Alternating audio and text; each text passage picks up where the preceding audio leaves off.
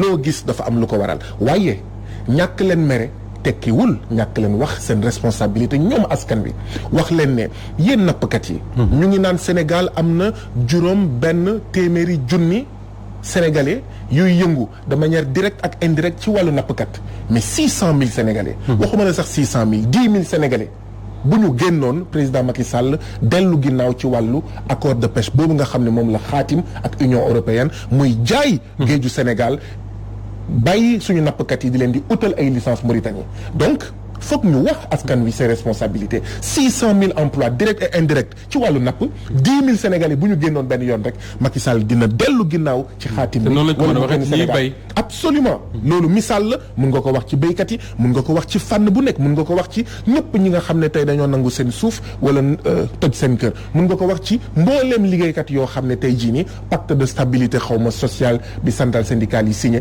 dafa mel ni dañ leen muumaloo donc ñun dañuy dut baaraam wax citoyen sénégalais yi déet amul Doudou mbaa Fatou mbaa Guy Marius Sagna mbaa Alioune Badara mbaa Fatima Mbengue ak ñoom seen boo xam ne moom mooy seen musalkat yéenay seen musalkatu bopp kenn du soppi Sénégal amul benn français benn américain benn malien bu nar a ñëw soppi Sénégal amul benn Dakar waa bu nar a soppi Kaolack amul benn waa Matam buy dem soppi Casamance yéen askan wi yéen mii seen biir di daw ku ne sa quartier. waaw quartier par quartier village par village dëkk par dëkk ku nekk sa dëkk yaa ko war a soppi léegi nag ñun suñu liggéey en tant que révolutionnaire mooy ñu mel ni ay sage-femme de l'histoire maanaam gis nga jigéen bu ëmbee soxlawul sax ñu jàppale ko pour mu wasin bu wasin jotee waaye réewlekat lu muy jëriñ mooy accélérer pour que wasin bi gën a gaaw métit bi gën a wàññeeku donc ñun ay sage-femme de l'histoire lañu ñun révolutionnaires yi maanaam dañoo war a accélérer dañoo war a nit dañoo war a gaaw a conscientiser cela veut dire que su ma déggee baax que sénégalais yi ñoom wala Sénégal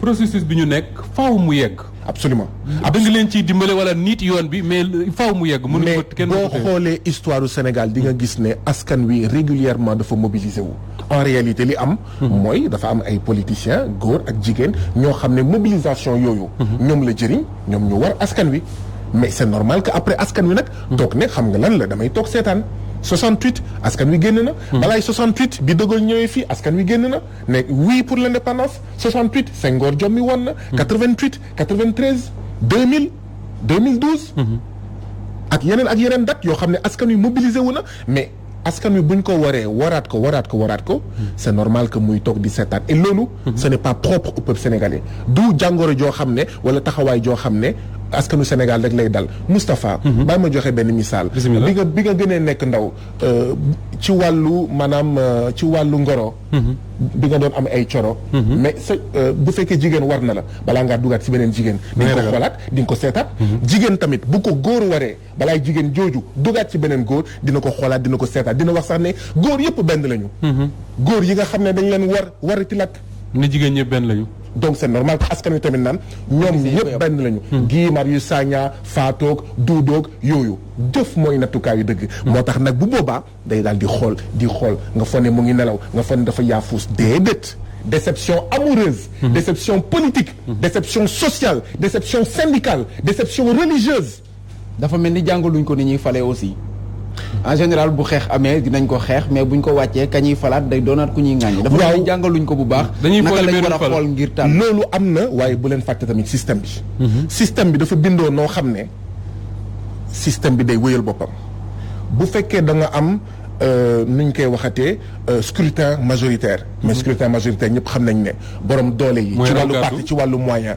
mais ñooñu lay avantagé bu fekkee da nga am système politique boo xam ne dañ naan pour nga nekk candidat foog nga fay 15 millions 25 millions 30 millions mais Guy Marius Sagna wala Fatou Diop wala Marie-Jeanne ak ñoom seen naka lay nekkee candidat bu fekkee amul 15 millions donte xëy na am na projet politique boo xam ne dafa dëppook njëriñu askan wi donc mode de scrutin bi dañ ko tabax bien avant 1960 ngir perpétuer le système donc dina jafe du yomb trop pour askan wi jëlee fi maanaam li fi nekk mais mën na nekk léegi nag askan wi moo war a di jàng même quand on perd bu ñu ñàkkee benn yoon ñàkk ñaari yoon ñàkk ñetti yoon ne perdons pas la leçon maanaam nañu tirer ay jàngat di tirer ay jàngat xam naa ne li amoon 2012 am 2000 am avant loolu mais même ñi nekk ci langue politique bi ñu ngi ci jàngat boo xoolee sax ci langue politique bi jafe na tey jii nii ñu gën a ànd ndax lan parce que ku nekk da ngay naan. est-ce que li Macky Sall def.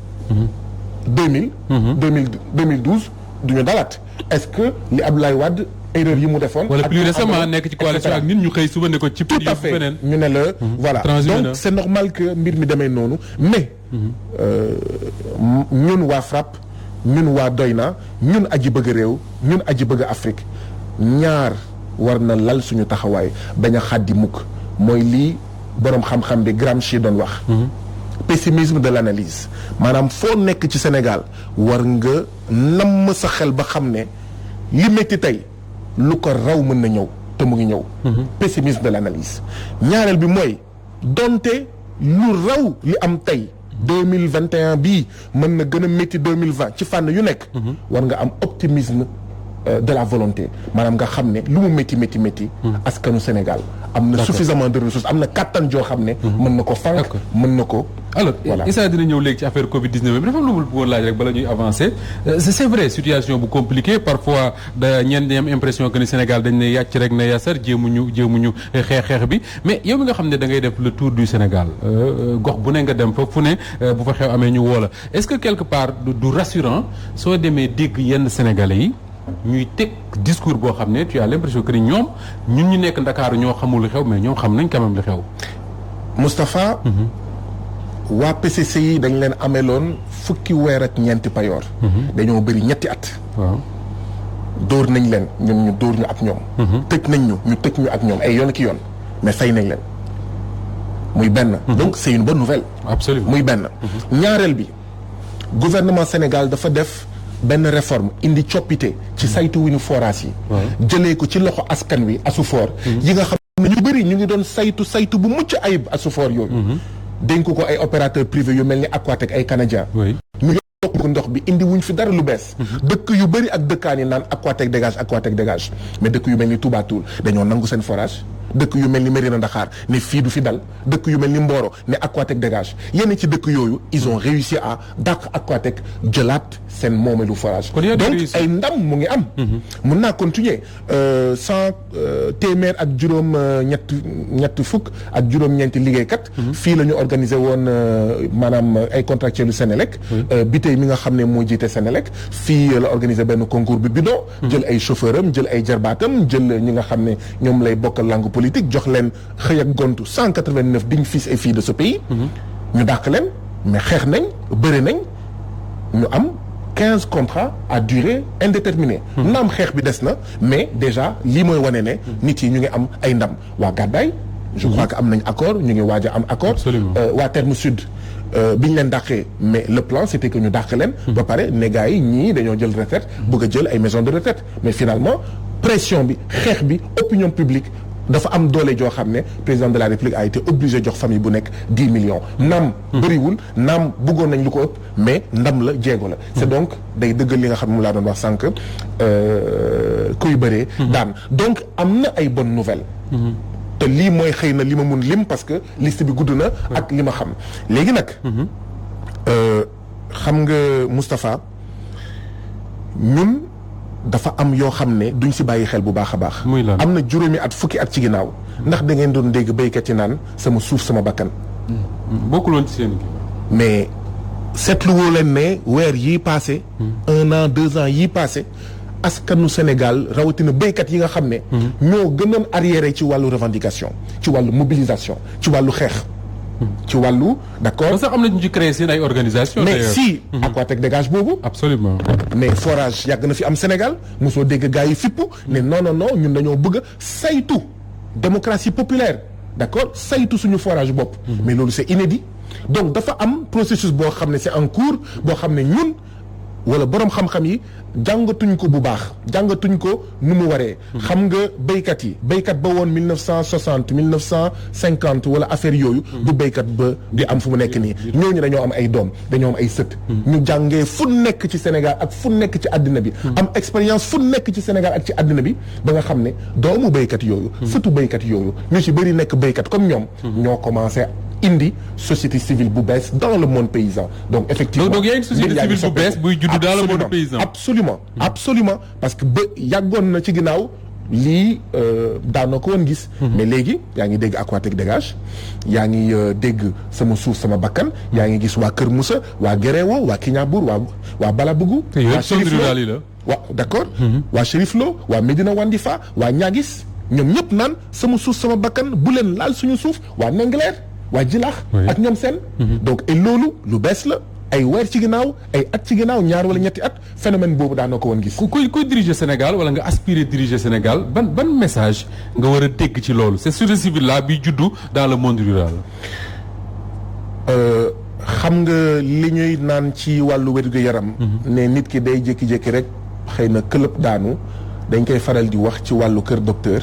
ne ko yow mii di doomu aadama sa yaram. mu ngi la doon jox ay signal mu ngi la doon jox ay signaux ay misaal mu ngi doon wax ak yow mu ngi mel ni sa oto bu jékki-jékki rek panne déedéet jékki-jékki rek panne da nga doon dégg ay bruit yoo xam ne daanoo ko woon dégg da nga doon dégg riir joo xam ne riir bii musul am mu la doon jox kon ay misaal ne la nañ dem garage askanu Sénégal tamit defe naa ne que noonu lay joxee ay message ay signaux ay misaal noonu lay waxee ak képp kuy Sénégal moo xam yaa ngi ko bëgg a jiite. yaa ngi bëgg a nekk ndawam moo xam à l'échelle maanaam communale wala assemblée nationale wala président de la république. mu ngi lay jox ay misaal mu ngi lay wax ay wax ne la foog naa ne am na ñaar yu am solo benn bi mooy moom sa réew ñaareel bi mooy bokk sa réew. ñetteel bi mooy defar sa réew ñett yooyu naam du lu bees.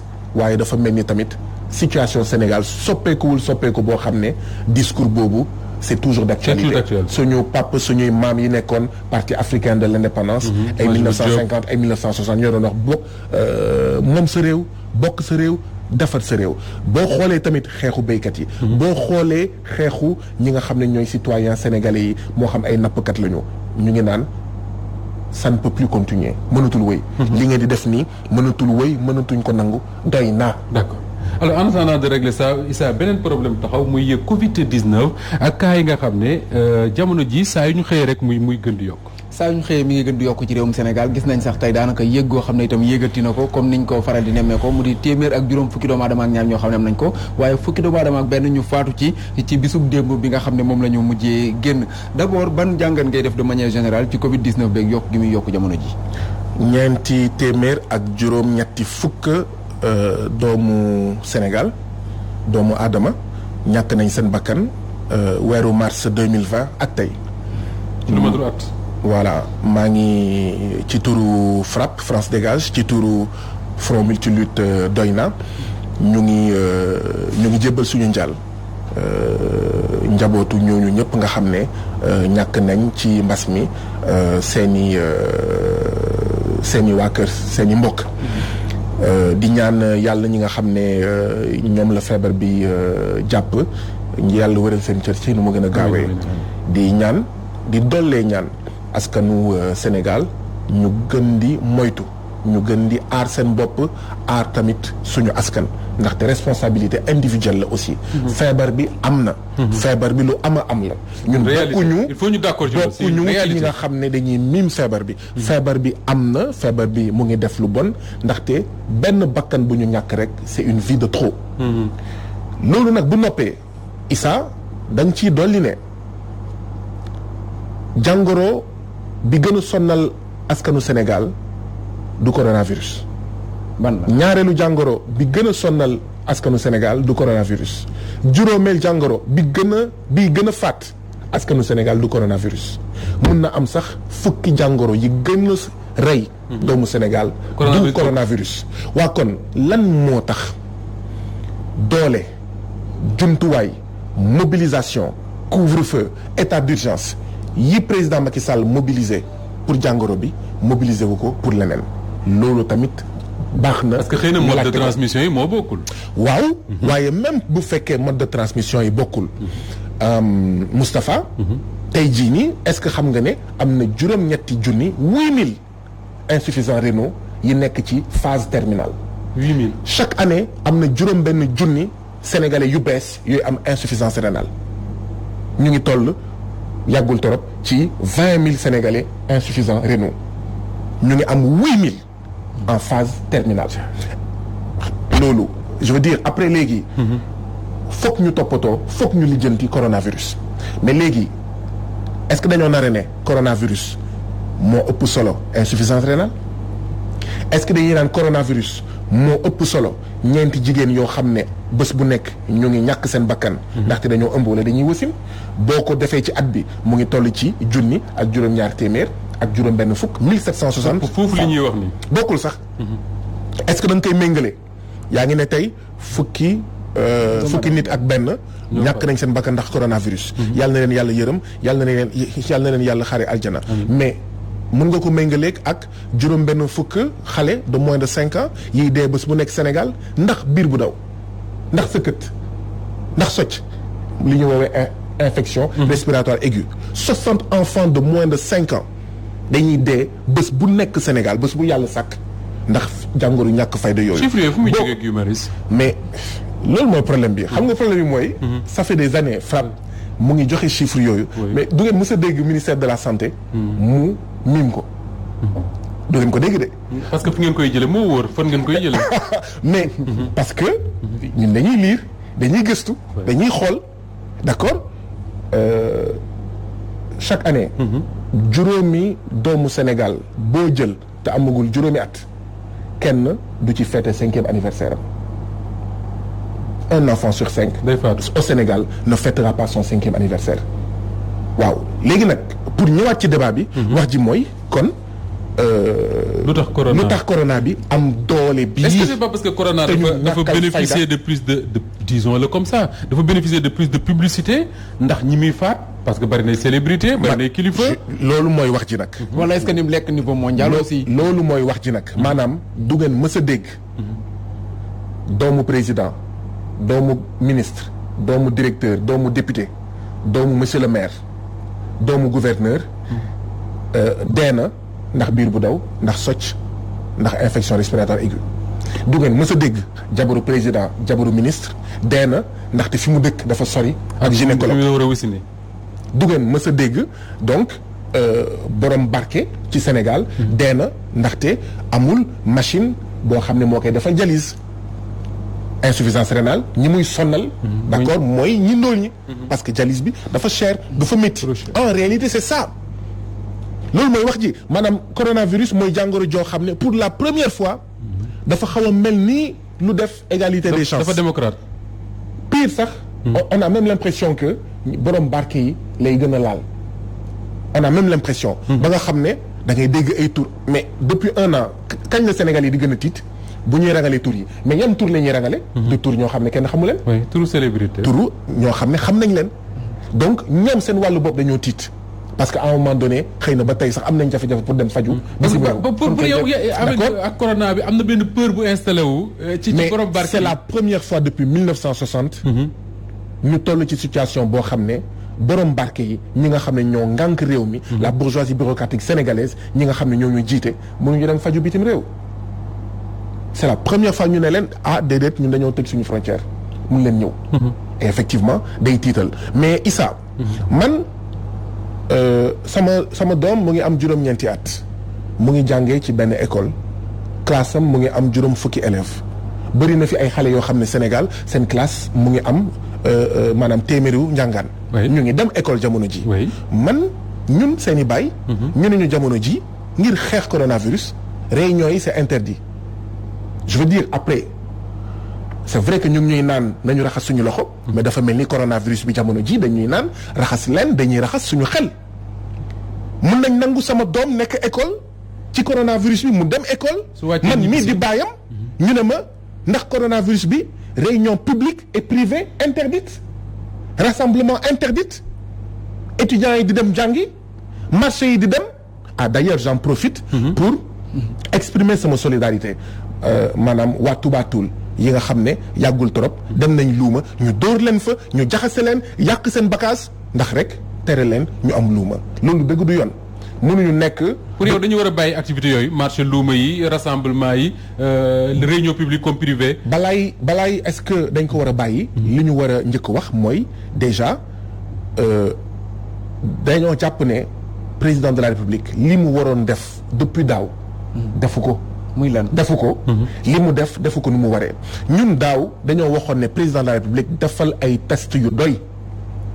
parce que boo defulee tout à fait. boo defulee ay test pour ràññee doomu jàngoro bi ñan ak ñan la laal ak ñu mu laalul doo mun xam foo jëm.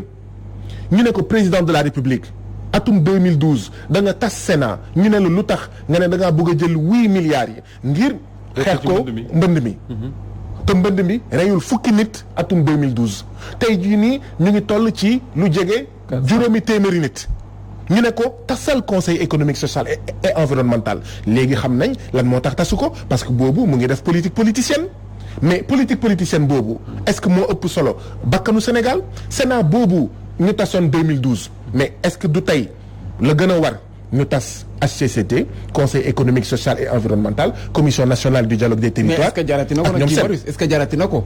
bu fekkente ne fexe na bu boo demee bay doo sa askan mobiliser plus de 60 milliards joxe ko aide Covid 19 ak koppar yi nga xam ne moo ci topp yëpp ku nekk mu wut pàcc boo xam ne dimbalee na la ko kon kay jarul ñuy tas ay institutions. mais bu ñu demee bay def couvre-feu. bay décréter une deuxième fois état d'urgence ça veut dire que jar na ko bu ñu demee bay dóor ay doomu Sénégal bu ñu demee ba naan leen mais.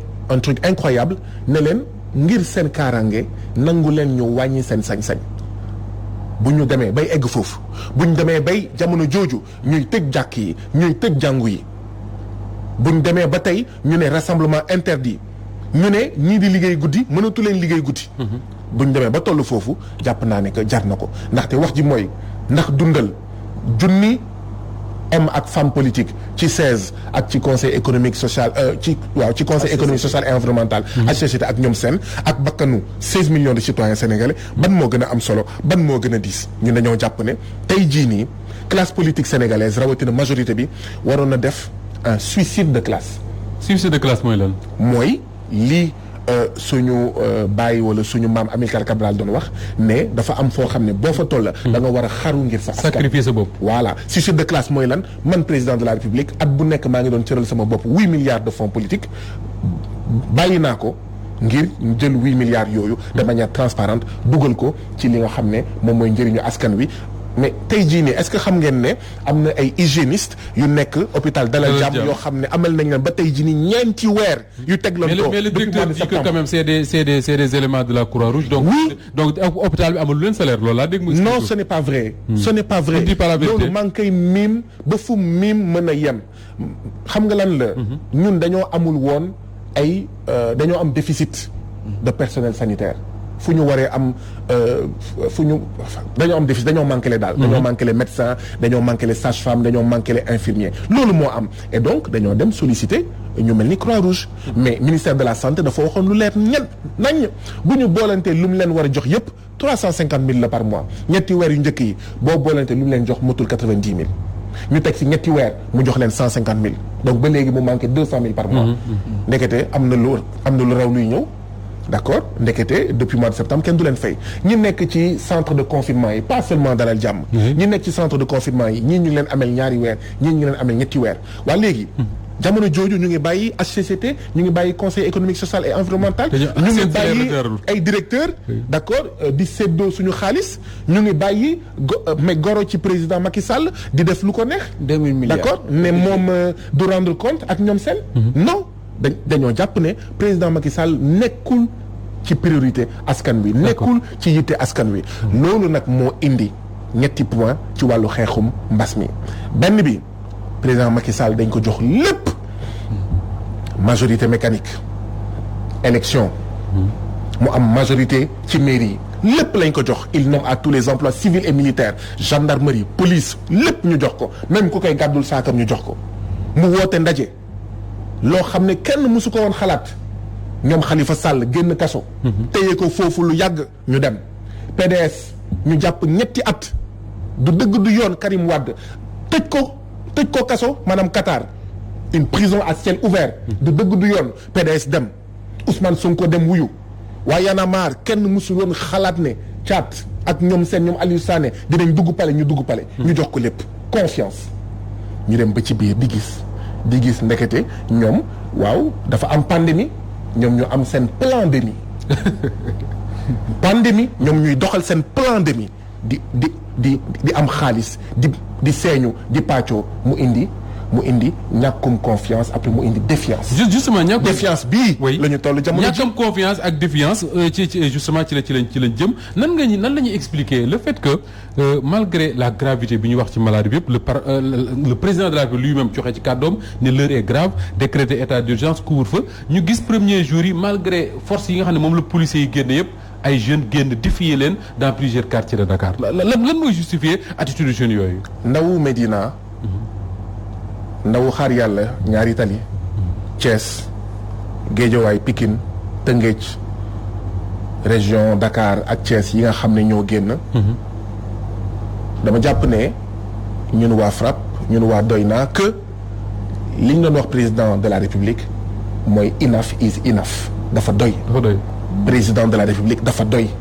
yaa ngi ñooy nax fer nañ ci nax yi président de la République dañoo sonn Moustapha.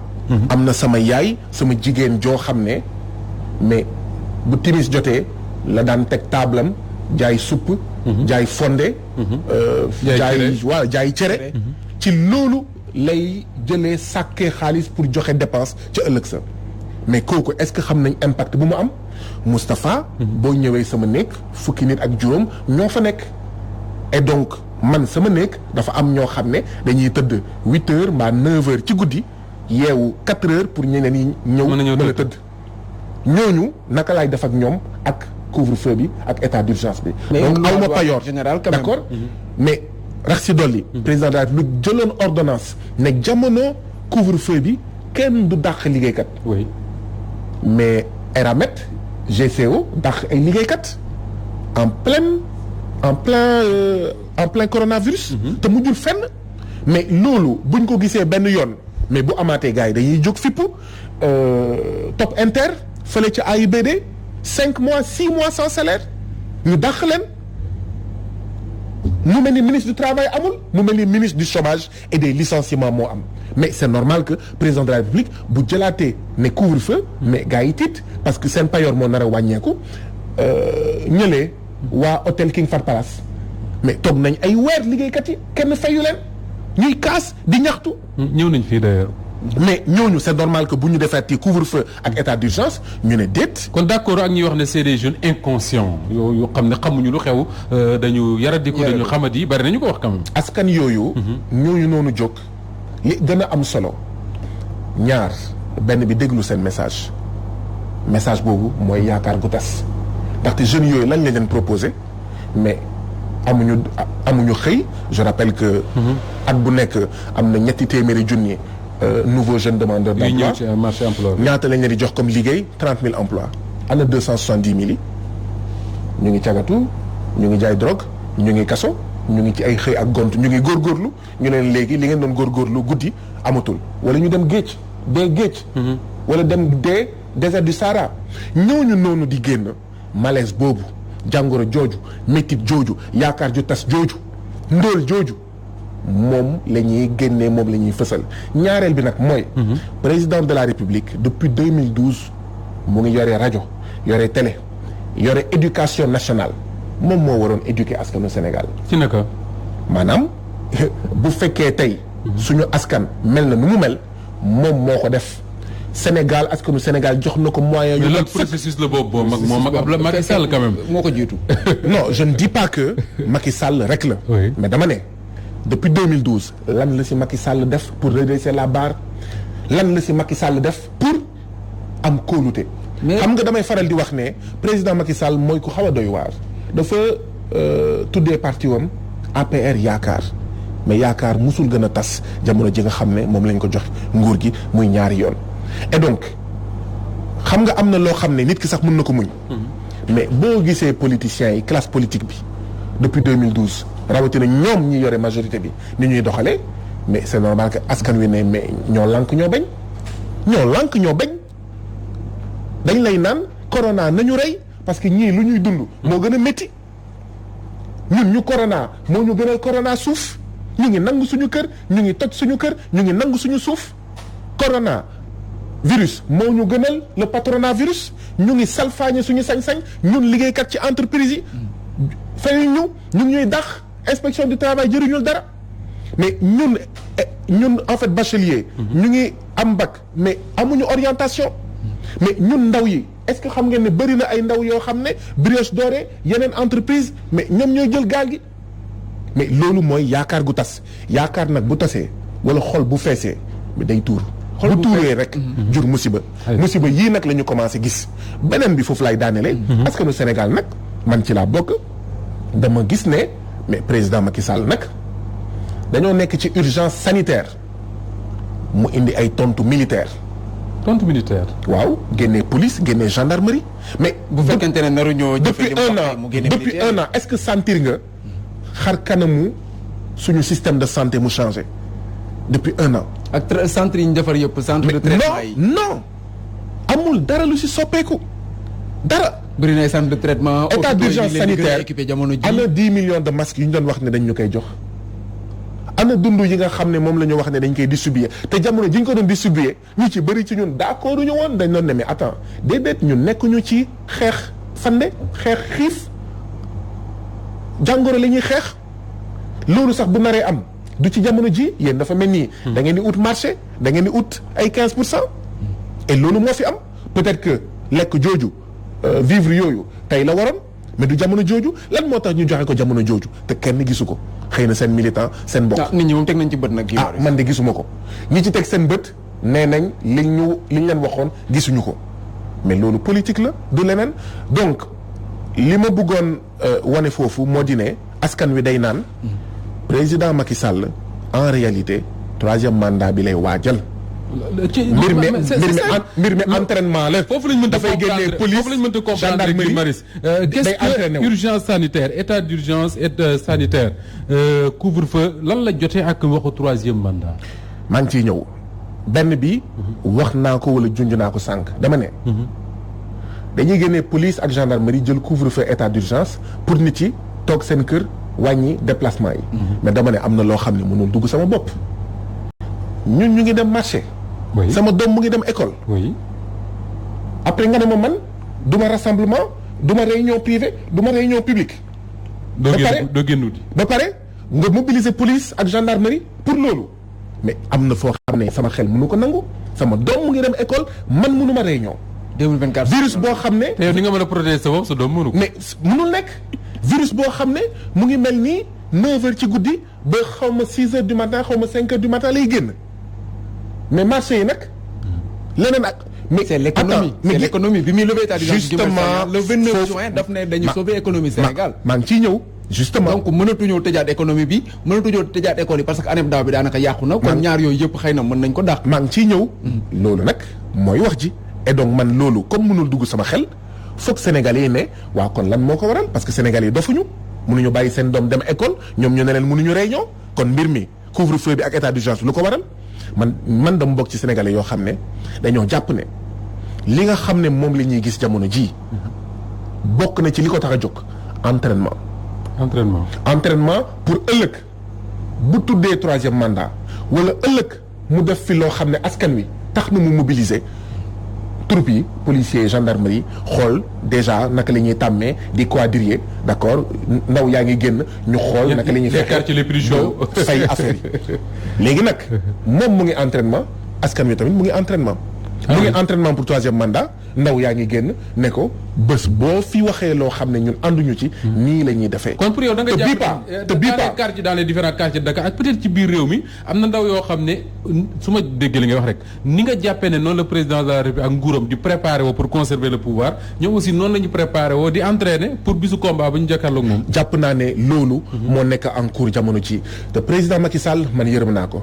lu tax yërëm naa ko mooy ndaw yi génn jamono ji amul benn parti politique bu nekk seen ginnaaw amul benn mouvement citoyen bu nekk seen ginnaaw préfet nee na daa am ñu nekk seen ginnaaw sous préfet waaw mais waaw nekk seen ginnaaw te dina fexe ba démystifier non day jéem a tiitalaate ak kuppawaate parce que bu amoon kon man ñëw nañ ma jël si sama kër jël voilà mais jël si nañ keneen ak keneen ci këram donc ça veut dire que amul ndaw yii ku ci nekk sa quartier yaa génnal sa bopp. mais est-ce que loolu du danger muy parce que du temps de Wade par exemple Wade l'opposant dañu miinoon suñu bëggee calmer le front social souvent Wade la ñuy waxal parce que c'est lui qui incarnait l'opposition ndaw yu bari bu Wade daan wax bàyyi leen ñu bàyyi bu ne jóg leen jóg mais suñ demee ba réew moo xam ne wax nga ko sax quartier bu nekk am na ay ndaw yu fa xam ne mën nañu jóg à tout moment te ils ne répondent de rien ni de personne du Guy Marius moo leen yëkkati du Issa Tine moo leen yëkkati est-ce que c'est pas un danger.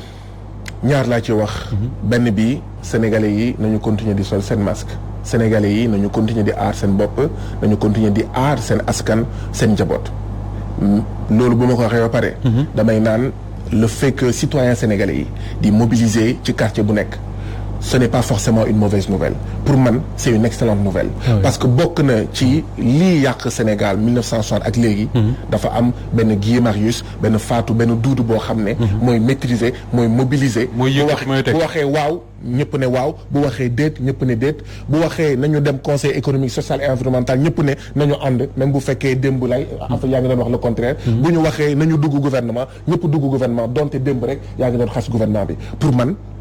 autonomie populaire dafa am solo pour man dafa am solo askan wi fer ci naxe yi dafa am solo askan wi tamit mu jël ay matuwaayam jël ay responsabilités am parce que maa ngi ko fi doon wax sànq. ce sont les peuples qui changent l'histoire askan wi ñoom ñooy soppi seen nekkin léegi nag fi ma doon waxee ne foofu laa yërëmee président Macky Sall. mooy suba askan wii nga xam ne kenn nekkul ginnaawam ak ñun ñii dinañ ànd pour. bu naree wax lii bu naree def lii ñun ñëpp ñu ànd. bu tuddee troisième mandat ngeen jàkkaarloo moom. te bu boobaa ci lay gën a métti ci Wade demoon na élection waaw dama jàpp ne Wade ba mu ko fi defee fexe woon na ba dem élection présidentielle. waaw mais xam nga li am solo moo di ne finalement amul troisième mandat beneen bi mooy waa ji da ko doon wax l'histoire ne se répète jamais. l'histoire ne se répète jamais. est-ce que du nekk le contraire. l'histoire ne se répète jamais Wade def na ko échoué ko bu ma ko defee. Macky Sall def ko réussir ko. waaw. am naa en tout cas kóolute ci askanu Sénégal moo xam sénégalais yi nekk fii ci Sénégal moo xam sénégalais yi nekk ci diaspora am naa kóolute ci ñoom ci ne lépp li nga xam ne président Macky Sall def na ko buñ ci amee ful ak fayda ñu dogu ci mun nañ ko fànk mun nañ ko fi tere mun na fi bañ a am. démb am na la doon am ci assemblée nationale. gis nañ ne bu jamono ji nga xam ne ñi ngi ko doon def ci wàllum parrainage bi ñun ñi ñoo ko doon couvrir jamono ji nga xam ne ñi ngi la doon jàpp démb gisuñu la fa wala da ngeen a jàpp que ni c'est pas aussi grave ba jarul manifestation ak yooyu ñu dindi assemblée nationale droit yi nga xam ne amoon na ko ba député yi di ko kaas mel ni dañ leen a seetaan nag la majorité mécanique bi ngay wax. xam nga yaa ngi doon fàttali effectivement bi ñuy supprimer déjà poste premier ministre. maa ngi fàttaliku ne. nu mu tudd ku ci mel ni Babacar Diop. et cetera. ak ñun la ñu jàppoon en fait ci bés jooju. parrainage tamit la même chose et cetera mais li ma bëgg a wax tamit moo di ne nous sommes 16 millions de citoyens sénégalais. waa FRAPP rek nekkuñu fi. waa Front doy naa rek nekkuñu fi. dafa am solo tamit ku ci nekk nga assumer sa responsabilité. dafa am solo tamit ñun li ñu war a wax. ci mbir moomu wax nañ ko. léegi nag day am solo yenn saay nga toog seetaan. ñi nga xam ne ñoom la mbir mi gën a concerné xam nga bi ñuy wax loi sur le parrainage ñun jàpp nañ ñu am na ñoo xam ne yëngatuwuñu. am na ñoo xam ne génnuñu seen kër. ñoom ñoo ëppoon li ñuy jooy jamono bi nga xam ne dañ leen tere ñu nekk candidat ndax parrainage bi. biñ doon supprimer poste premier ministre bi mais dafa naa ñeenti nit ñoo egg assemblée nationale. Babacar Diop la.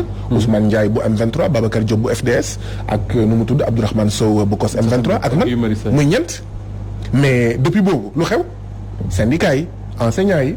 waa santé ñëpp ñu ngi naan non poste premier ministre mais ñoom anañu woon xanaa bokkuñu ci réew mi moo tax tamit dafa am solo sénégalais yi xam ne super héros amul xaw ma Spiderman amul xawma Superman boo xam ne moom moo lay ñëw sauver déedéet yow yaay sauver sa bopp. est-ce que loi bi comprendre nañ ko bu ñu waxee ne catastrophe naturelle en cas de catastrophe naturelle mën nañu def état d'urgence am na sax député yu ñu dégg déjà ñoom xëy na tiit nañ ci parce que jàpp nañ ne c'est trop ambigu leerul ñu ne en cas de catastrophe naturelle saa nga yaa ngi wax waxu troisième mandat. xam nga li am solo mooy déjà président de la République avant ñuy jël. atte bi maanaam loi bi dañoo waxoon ne pour mu amaat mu guddal état d'urgence bi fokk mu jaar assemblée nationale. li ci am solo mooy ak loi bu bees bi soxlatul muy jaar assemblée nationale. loolu lan lay tekki mooy dañoo yokk sañ-sañu président de la République Macky Sall boo ko jàppee foofu rek pour man leer na nañ lan mooy wax ji mooy constitution Sénégal depuis bu état du Sénégal existé ñu tabax ko képp ku munti nekk président ak noo munti tudd boo nekkee président constitution Sénégal da lay jox ay sañ-sañ yoo xam ne bi yóbbu nga xam ne yaa ngi mel ni yàlla ak yonent ci sa réew Sénégal dafa mel ni yow tu es un pharaon firaaw na nga àddina bi fu mu toll dama bokk si ñi nga xam ne ñoo jàpp ne li war mooy dañoo war a jël nguur gi ci loxo politiciens yi moo xam monsieur le maire conseiller municipal conseil départemental assemblée nationale président de la République jël ci seen nguur delloo askan wi jox askan wi pour man àddina bi fu mu toll foofu la ñu war a jëm maanaam souveraineté populaire nekk dëggantaan njaay xam nga nu ñuy ni waaj doon woowee démocratie ni ma ko mën a faram-fàccee Issa mooy doole askan wi ki kay jëfandikoo di askan wi ngir askan wi mais est-ce que jàppal na que Sénégal loolu moo fi am dëgg la doole askan wi ki kay jëfandikoo di askan wi est-ce que moo am déet ki kay jëriñ est-ce que askan wi lay jëriñ muy askan wi du dëgg donc li am démb assemblée nationale c'est pas wàññi pouvoiru président de la République ngir delloo askan wi say yokk pouvoiru président de la République mais xam nga lan moo si gën a ñaaw mooy assemblée nationale sénégalaise assemblée nationale sénégalaise amul dara lu am solo lu ñu fay waxtaanee. ah oui amul dara lu am solo. ñu ngi voté budget ñu ngi. amul dara lu am solo li ñu fay werante amul dara lu am solo franc CFA kenn du ko fa waxtaanee accord de partenariat économique kenn du ko fa waxtaanee accord de pêche kenn du ko fa waxtaanee ak ñoom seen mën naa continuer liste yi ngeen foog ne lii assemblée nationale la donc président de la République mi am majorité mécanique mu ne bëggatul jaar ci assemblée nationale pour prolonger état d'urgence loolu war na tiital doomu aadama maanaam yow sa majorité mécanique yow yaa leen tànn ci liste bi da ngay toog assemblée nationale député yi naan la man député président Macky Sall la yow kon looy tiit yow président de la République ba nga bañ a jaar ci ñooñu pour prolonger li nga xam ne moom mooy état d'urgence donc dama jàpp ne pour yow am na lu mu bëgg li ñuy wax naan am na lu ñu ëmb ci loi bi lu ñu waxul am na lu mu bëgg et débat ak coow li nga xam ne moo am depuis ay weer depuis ay at te warul woon ndaxte du loolu moo tax ñu fal président Macky Sall loolu doy na jàngat ku ndóbin rey sa maam boo séenee lu ñuul mais faaw nga jox lan mooy débat boobu lan mooy débat boobu mooy débat wu troisième mandat bëri na fi loo xam ne yaa ngi di fàttaliku bi ñu soppiwee constitution bi waxoon nañ ne jeex na mais ñun waxoon nañ ne jeexul jamono jooju yaa ngi doon fàttaliku ñu ngi doon wax ne ñun ñu ngi bokkoon ñaani bañ naa ñu ngi doon wax ne mbiru genre bi tiital nañu oui le débat se pose du yàggul torop ñu naan dañoo bëgg a góor jigéenal état du Sénégal ak askanu Sénégal ñu ngi naan déet est-ce que affaire bi leer na mais si ci ngóor jigéenal lañ jëm bu ñu demee ba ci biir maanaam ëllëgu Sénégal maanaam suñuy doom yi nekk ci école ñu leen di jàngal ne jigéen bu fonanteeg jigéen ak góor bu fonanteeg góor wala ñuy sëy seen biir amul problème et que da ngeen ko war a jàppee noonu mais loolu mooy ngóor jigéenal askan bi d'ailleurs sax mbiru couvre-feu yeeg mbiru xawma fonds illicite u Pastef sax boo moytuwul bokk na ci li ko tax a jóg mooy fay coow loolu amoon nga xam ne kon nga jàpp ne débat bi lañ bëgg tëj président tëju ko tout à fait président tëjul débat bi nee na du mas a am ci réewum Sénégal te loolu waxoon du président moo waxoon ne kenn ci mbokkam du ko fal ak décret il l'a fait nomewul rakam du moo waxoon ne mbiru constitution troisième mandat bi jeex na fu ñu ñëw du moo waxoon ne 5 ans lay def du def juróom-ñaari at fu mujjee président Macky Sall lu mu wax mu génn si ba mu set wecc ca ëllëg sa lan moo war a tax tey ñu gëm ne tëj na li nga xam ne moom mooy wax ji bi fi Barack Obama ñëwee lan la ko wax pareeguñu may ñu pare kuy raam du sa kët loolu la ko wax kuy mu ne ko kuy raam du sa kët may ma pare bés dañ pare mais débat bi itam faaw ñu dugal ko ci sax ndax gis nañ déjà loxo yoo xam ne tendre nañ la ko booba léegi déggaguñu nga wax ci gis nañu déjà yaa ngi doon recevoir ay politiciens ku ci mel ni Moustapha Diakhaté ñëw na fa Khalifa Ababacar Sall ñëw na fa mais li ñu dégg ci kàddu yi mooy faaw nga dugg ci làmb politique gi Guy Marius Sagna ndax bés dina ñëw yi xëy na ñu gis ko ci sur le terrain politique mu bàyyi wàllum activisme damay jubbanti benn affaire rek benn bi mooy man maa leen recevoir front multilitre doy na moo leen recevoir te nag dama bëgg a wax lu leer nañ man sama gis-gisu bopp mooy front multilitre képp ku mu war a tasel pour gën a siwal ay naxaram kër yi ñu toj suuf yi ñu nangu violation du droit des travailleurs ak ñoom seen forage yu béykat yi ñu nangu ak ñoom seen parce que front multilitre doy na ay collectif de victimes la ëmb képp ku ñu war a tasel pour que suñu yuuxu ak suñu naxar gën a riir dinañ tas ak yow moo xam kilifa diine nga moo xam kilifa aada nga moo xam président Macky Sall nga moo xam waa APR nga moo xam président conseil économique social et environnemental moo xam Khalifa Ababacar Sall ak ñoom seen parce que li tax ñu taxawal ko mooy rendre plus audible et visible nos revendications fexe ba suñu naxar mu gën a siw mu gën a riir ngir kilifa yi nga xam ne dafa mel ni dégguñu dañoo tëx ñu mën kaa dégg loolu moo tax ñu recevoir Moustapha Diakhaté ñu recevoir Khalifa Sall ñu recevoir oon jamono yële passé Barthélemy Diaz dañ koy fàtte xeex boobu yëpp jur 10 millions yu ñu jox famille bu nekk ci waa Terme Sud d'accord donc te loolu dañ koy continuer ñoom ñii di wax naan bu leen recevoir ñii mais bu fekkee bëgguñu ñu recevoir nit ñi pour ñu wax ci suñuy jafe-jafe nañu saafara jafe-jafe askan wi ñaareel bi pour bokk ci parti ñaareel bi xam nga Moustapha da ngeen di faral di fàtte man dañ ma laaj ba sonn et pourtant vidéo yaa ngi fi enregistrement yaa ngi fi tontu naa ko ay yoon ak yoon dama wax askan wi bi ci njëkk dama leen ne awma carte de membre Pastef bokkuma Pastef ma wax leen ñaar fàttaliku leen man maa nekkoon directeur de campagne coalition ci jamono législative yi d'accord bi nga xam ne ci la Ousmane Sonko génnee nekk député mais lan moo taxoon ma nekk directeur de campagne coalition jooju ci jamono législative 2017 mooy damaa bokk yoonu askan wi mouvement pour l'autonomie populaire en réalité da ngeen koy faral di fàtte xam ngeen ko dama li am mooy yoonu askan wi mouvement pour l'autonomie populaire xëy na dafa siwul dafa amul doole ci yeneen parti am mais loolu wax naa ko waxati naa ko yaa ngi nekk toujours militant yoonu askan wi je suis membre de yoonu askan wi mouvement pour l'autonomie populaire mais fasuloo ko gisaguñ la ci terrain politique bi daanaka à part yooyu noonu terrain boo xam ne Guy Marius Sagna la ñuy gis de la scène bu ma demee ba nekk directeur de campagne 2017 xaw ma lan moo gën a siw loolu d'accord léegi nag après man damay def ay choix ànd si ak samay naataango sama choix mooy waaw li ñuy def ci wàllu politique am na solo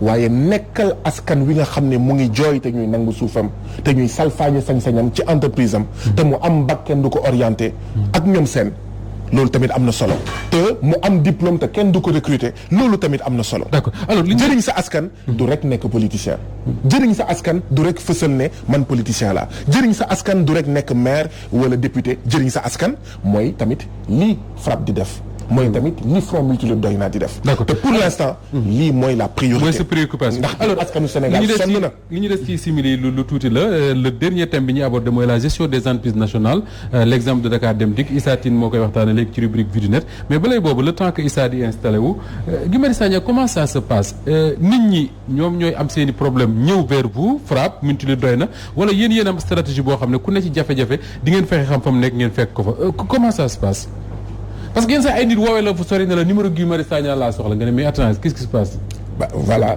je crois que indi nga tontu ci laaj bi li am mooy effectivement askan wi fu mu nekk ci Sénégal mooy toog woo waa FRAPP wala woo waa front multilitre doy na mais ñun dañoo am jafe-jafe te vraiment bëgg nañ ñëw waxtaan si ak yéen ñu xool naka lañ ci àndee. ngeen dem avec vos propres moyens.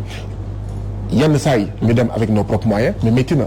oui d'ailleurs loolu moo tax ñuy ñaax membre FRAPP ñuy cotiser. parce que pour bokk membre FRAPP boo bokkee membre FRAPP minimum li ñu lay laaj cotisation par weer mooy 1000 francs. 1000 francs boo bokkee doy na. minimum li ñu lay laaj yow collectif par mois minimum c'est 5000 francs léegi nag.